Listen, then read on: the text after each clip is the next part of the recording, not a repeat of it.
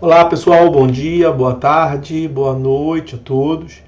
Hoje eu separei para falar com os senhores uma decisão do STJ que versou sobre hipótese de impedimento, suspeição de juiz, que havia uma animosidade com o advogado. Vou tratar disso melhor adiante com vocês. Deixa eu primeiro apresentar aqui o julgado. Naturalmente é um julgado em segredo de justiça que foi disponibilizado no informativo de jurisprudência de número 755, mas como nós acompanhamos constantemente as sessões de julgamento do STJ, nós sabemos que se trata do habeas corpus de número 762-105 de São Paulo. Como de costume, eu vou disponibilizar aqui na descrição do vídeo a referência completa do julgado e não há ementa disponibilizada, mas eu vou colocar esse texto do informativo de jurisprudência, tá bom? Bom, o que nós tivemos aqui no aspecto fático? Quais foram os contornos fáticos dessa demanda levada ao habeas corpus, ao STJ por meio de um habeas corpus? Nós tivemos uma discussão, vamos assim dizer, um problema que surgiu entre um advogado e o juiz da comarca.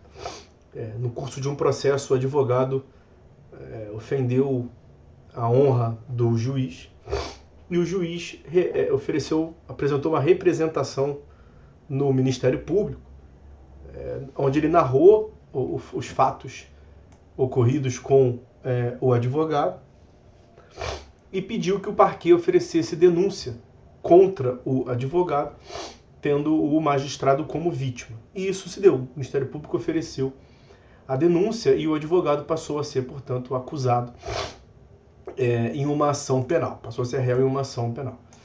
Passado alguns meses, esse advogado distribuiu uma ação de cobrança para um outro cliente seu, uma outra ação. E adivinha onde que essa ação caiu?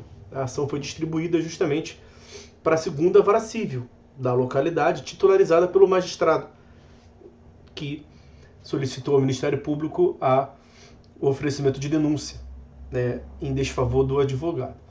E o que o juiz fez? O juiz, nessa segunda ação, se declarou suspeito para julgá-la, com base no artigo 145, inciso 1º do CPC. Eu já vou trazer aqui as disposições normativas que eu separei para mostrar para vocês, mas ele trata de inimizade, né? Ao invés de amizade, quando há uma inimizade entre o advogado e o juiz. Tá bom. Aí, posteriormente, caiu nessa segunda vara civil uma outra demanda. Só que agora ajuizada pelo filho do advogado em desfavor do advogado. O filho do advogado foi a juízo para executar alimentos, pedindo, inclusive, a prisão do pai, e caiu nessa segunda vara civil, que o magistrado, que tem essa pendenga aí com o advogado, titulariza. E aí, nesse processo, adivinha, o magistrado não se declarou nem suspeito, nem impedido, e muito pior, o magistrado decretou a prisão do advogado. E aí o advogado impetrou o habeas corpus, alegando nulidade da decisão que decretou a prisão em razão do impedimento do juiz. E aí é aqui que nós estamos, o substrato fático da questão jurídica a ser julgada pelo STJ, se há ou não impedimento nessa hipótese. Eu vou começar tratando muito en passant, porque não é o nosso tema de cogitação, a respeito da calúnia. Está aqui no artigo 138 do Código Penal.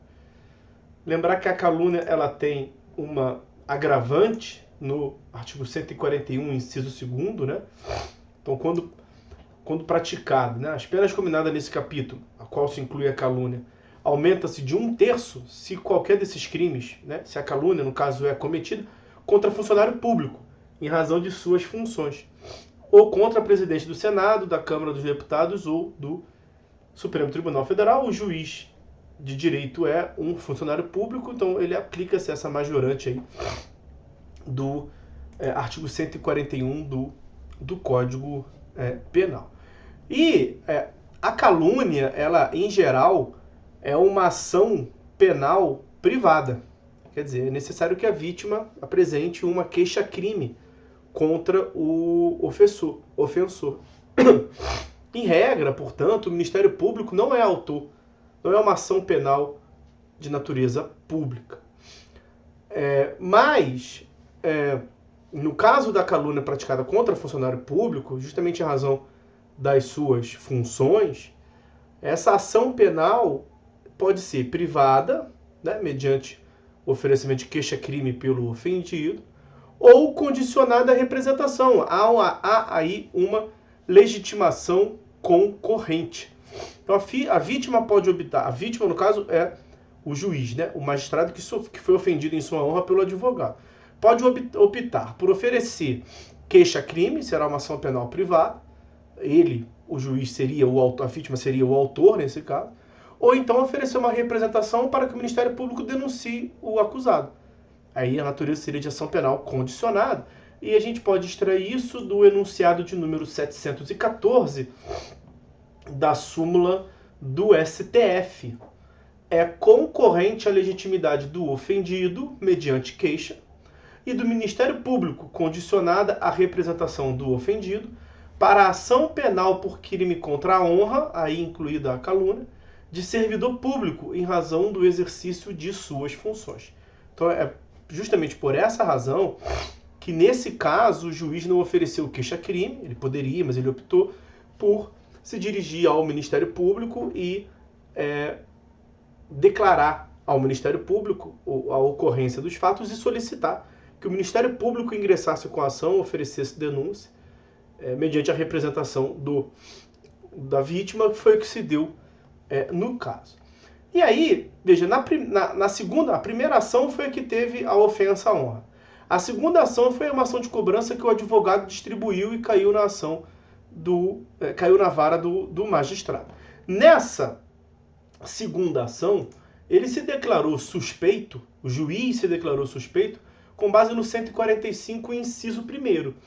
A suspeição do juiz, quando ele for amigo íntimo, não era evidentemente a hipótese, ou inimigo de qualquer das partes ou de seus advogados. Então, na segunda ação, o juiz falou assim, não posso julgar essa ação, porque eu sou inimigo do advogado. Foi isso que ele fez. E aí, na terceira ação, que foi a ação de execução de alimentos do filho contra o advogado, ele não se declarou nem suspeito nem impedido. E aí, o que a defesa, no habeas corpus, imputou ao magistrado? O artigo 144, inciso 9. Olha o que o 144 prevê. Há impedimento do juiz, sendo-lhe vedado exercer suas funções no processo, rol de impedimento. Inciso 9. Quando o juiz promover ação contra a parte ou seu advogado. Foi com base no 144, inciso 9, que a defesa fundamentou o pedido de habeas corpus. E o que nós temos aqui de interessante? Se você for analisar propriamente como foi uma ação proposta pelo Ministério Público, a ação penal foi proposta pelo Ministério Público atendendo à representação da vítima do magistrado, tecnicamente o juiz não moveu ação nenhuma contra o advogado. Foi o Ministério Público quem moveu, né?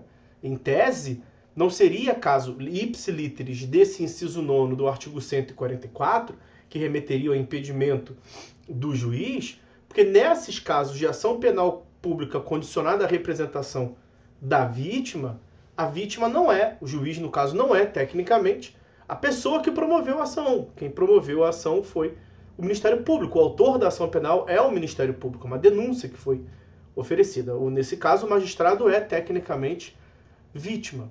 Mas aí, o que o STJ... qual foi o sentido que o STJ caminhou aqui na conclusão desse habeas corpus? O STJ entendeu, o STJ concordou com os fundamentos da defesa. Foi acolhido, foi dada liberdade ao advogado, a tese defensiva foi acolhida. Porque entendeu-se que não é lícito ao juiz presidir nenhum processo que envolva a parte ou advogado com a qual litiga, no caso, nos moldes do inciso 9º do artigo 144, porque é uma hipótese de impedimento absoluto, na qual fica evidente o comprometimento da necessária neutralidade e imparcialidade. E o juiz que reconhece a sua suspeição fundado em inimizade com o advogado, se diz inimigo do advogado, tem essa neutralidade e essa imparcialidade comprometida em relação a qualquer processo que o envolva. Perceba que o STJ deu uma interpretação extensiva a essa circunstância da ação penal ter sido proposta pelo Ministério Público e o juiz constar como mera vítima. Então, o reconhecimento do impedimento no artigo 144, inciso 9, da suspeição do 145, inciso 1º, uma vez lançado em algum processo que envolva as mesmas partes, produz efeito expansivo em relação a outros processos. De modo que o advogado que se diz suspeito por ser inimigo do advogado, ele atrai o seu impedimento para atuar em qualquer outro processo, independentemente de manifestação em cada um dos processos individualmente considerados. Quando o advogado tiver 100 processos perante aquele juízo, né, a segunda vara civil da localidade, uma vez que o juiz se declare suspeito em um deles por ser inimigo do advogado, ele automaticamente atrairá a suspeição, o impedimento em todos os outros. Né? E realmente, veja, o camarada não se sente confortável para julgar uma ação de cobrança porque o advogado atua em um dos polos e ele se diz inimigo do advogado. Como é que ele se sente confortável para decretar prisão do advogado? Perceba que no segundo processo, uma mera ação de cobrança, o advogado está exercendo sua função, ele está ali atribuindo à parte capacidade postulatória. No terceiro processo, é pior, porque o advogado é parte. E é ainda pior porque tem uma excursão na liberdade privada do advogado. Então me parece que aqui realmente o juiz andou mal na condução desse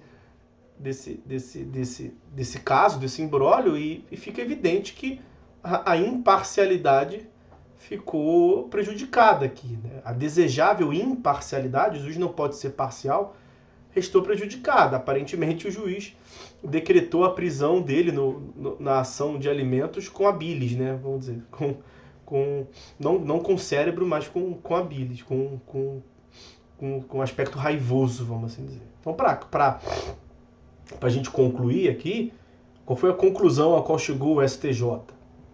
A pré-existência de ações penais envolvendo, de um lado, o juiz e, de outro lado, a parte ou seu advogado, é causa típica de impedimento, a teor do inciso 9º do artigo 144 do Código de Processo Civil, que obsta a eventual decretação de prisão civil por dívida de alimentos, ainda que presente os requisitos para a adoção dessa medida coativa extrema de prisão. Se fosse para o advogado ser preso, porque preenchido os requisitos da prisão civil por dívida de alimentos, ele deveria ter sido preso por outro juiz, e não por aquele juiz, porque ficaria sempre essa pulga atrás da orelha aí de mandou prender pelos requisitos ou mandou prender por essa rixa entre eles. Né? Nesse caso de impedimento de suspeição, incide aquela máxima da mulher de César. Né? Não basta ser séria. Tem que aparentar ser séria. A mesma coisa o juiz. Não basta que ele internamente ele suponha-se ser, naquele caso, imparcial. Ele tem que parecer ser imparcial e a lei não admite que ele atue nessas hipóteses. Ok? Então, meus amigos, isso que eu queria tratar com os senhores nesse julgado, que não foi divulgada a ementa porque, naturalmente, é uma situação que fere a honra dos envolvidos, mas eu vou disponibilizar a íntegra do informativo e a referência completa do julgado, como já havíamos conversado aqui. Meus amigos, por hora é só. Fiquem todos com Deus e até a próxima.